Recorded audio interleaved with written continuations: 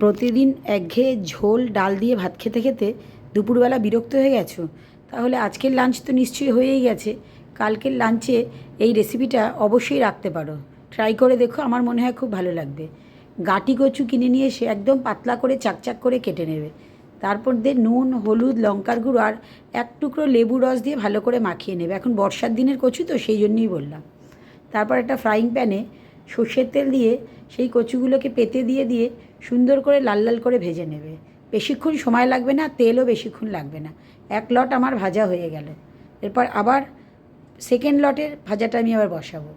তারপরে আবার দ্বিতীয়বারের জন্য এই একইভাবে ভাজতে দিলাম। দ্বিতীয়বারেরটাও তুলে নিলাম। তারপরে বেশ কিছুটা পেঁয়াজ কুচনো দিয়ে আর এক দুটো শুকনো লঙ্কা দিয়ে ভালো করে লাল লাল করে ভাজলাম। তার মধ্যে 4-5 কোয়া রসুনও দিয়ে দিয়েছিলাম।